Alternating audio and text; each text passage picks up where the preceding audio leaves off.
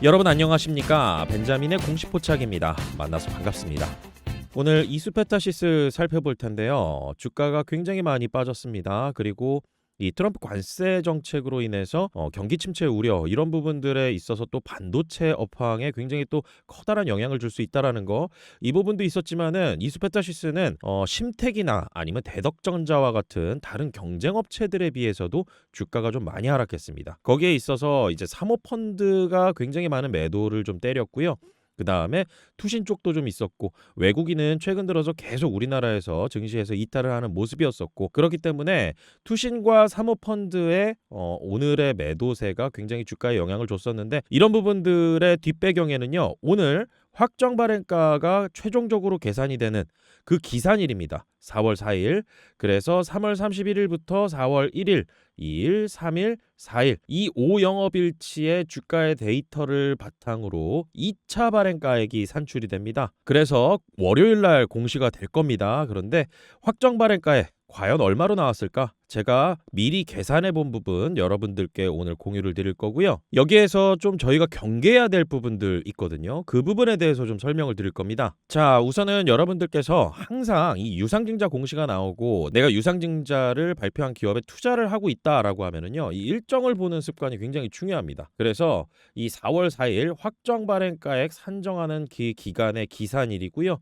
공시는 다음 주 월요일쯤에 나올 겁니다. 그런데 미리 계산해보고 그 다음에 이 계산 구조에 따라서 사모펀드가 왜 또 저렇게 매도를 했나, 이 부분에 대해서 좀 제가 추세를 좀 봐야 된다라고 말씀드렸었죠. 이전 영상에 그 추이를 계속 모니터링하는 게 중요하다고 말씀을 드렸었습니다. 그래서 4월 7일 날 확정 발행가액이 공고가 될 예정이고, 오늘 날짜까지의 주가 데이터를 바탕으로 계산을 하고 산출을 할 수가 있습니다.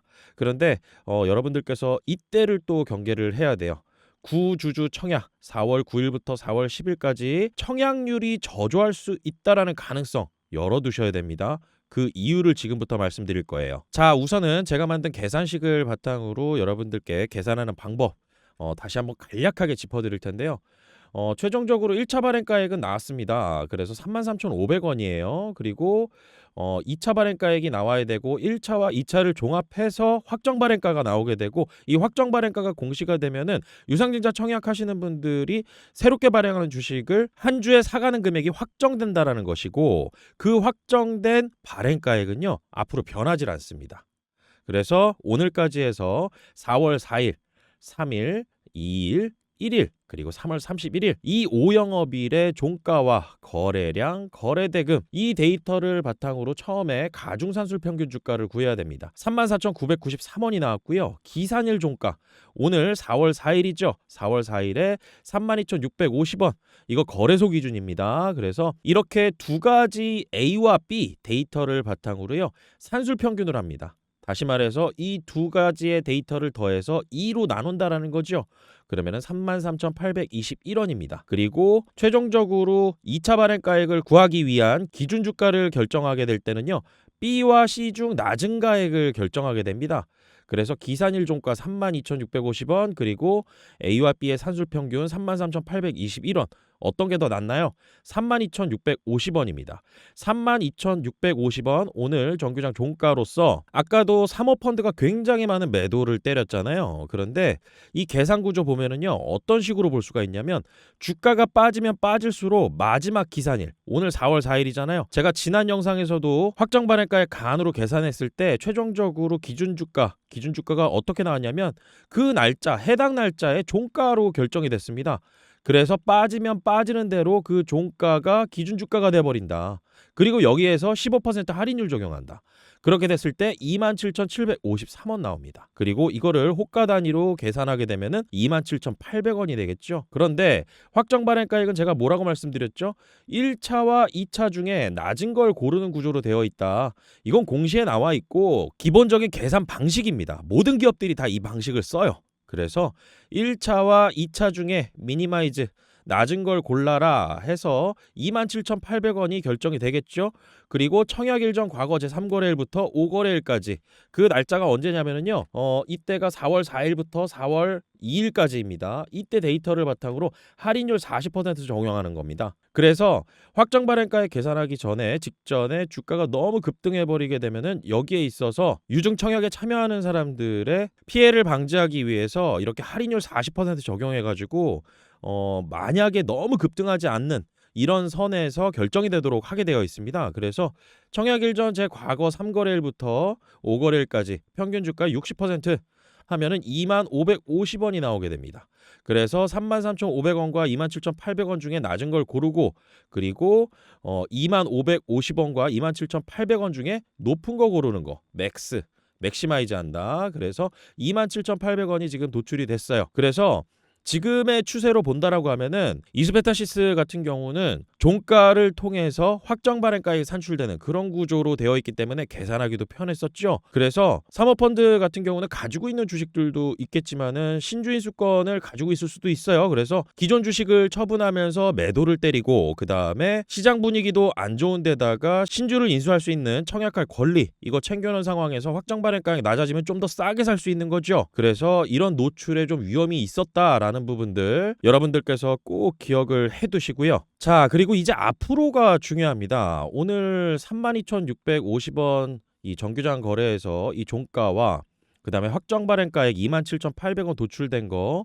여기에 있어서 17.45% 정도의 괴리율이 있습니다. 그런데 만약에 여러분들께서 이렇게 생각해 보시면 돼요. 이제 확정 발행가액 공시가 돼서 나오게 될 예정입니다. 그런데 월요일 날 주가가 더 빠져요.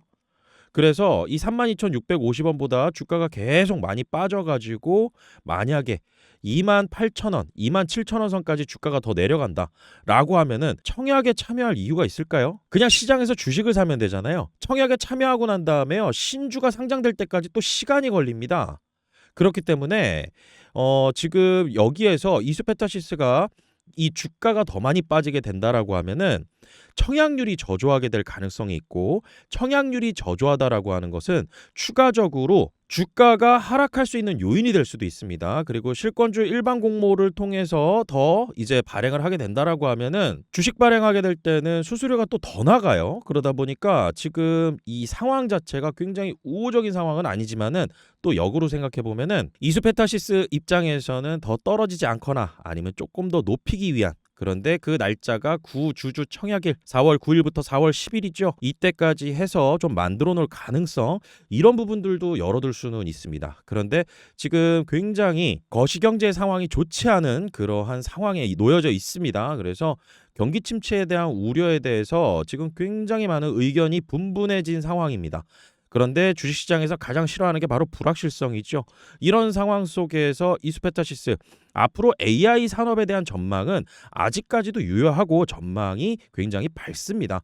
그리고 저도 거기에 대해서 의심의 여지 없이 미래 성장 동력에서는 분명히 이 이수페타시스가 하고 있는 사업 여기에 대해서 매출과 이익을 끌어낼 거라고 보고는 있지만은 앞으로 이 유상증자 이벤트 일정에서만큼은 저희가 단기적인 대응을 할 필요도 있다. 그래서 오늘 이 위험 요인에 대해서 여러분들께 말씀드리면서 앞으로 이제 공시될 가격 이 가격과 시장 가격과의 괴리 월요일 날 주가가 또 어떻게 될지 좀 봐야 되겠지만은 지금 17.45%인데 여기에서 이 이수페타시스가 15% 할인 발행을 했잖아요.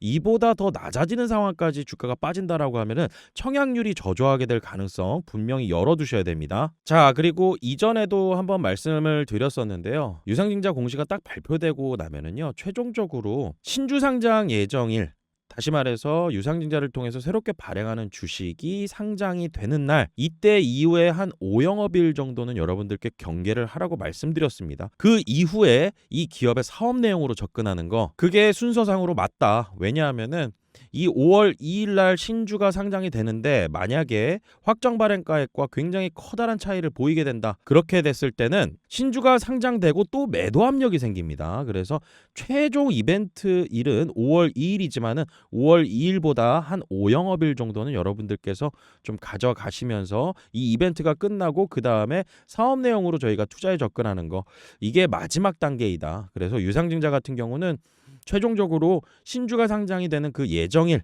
이때가 끝나야 된다. 그리고 이 이후에도 한 시차를 두고선 주가의 매도 압력, 그거는 시장 가격과 그리고 확정 발행 가격과의 차이이다. 오늘 제가 계산한 내용들 바탕으로 이제 앞으로 공시가 될 예정이고요. 월요일 날 주가 추이 굉장히 중요하게 될 겁니다. 그리고 주가가 만약에 더 떨어지게 된다라고 하면 좀 경계해야 될 부분들이 생긴다. 청약률에 따라서 주가의 추가 하락이 일어날 수도 있다. 그 부분 기억을 해두시고요. 저는 다음 시간에 또 유익한 내용 가지고 여러분들께 찾아뵙도록 하겠습니다. 오늘 영상 마치겠습니다. 구독과 좋아요는 큰 힘이 됩니다. 벤자민이었습니다.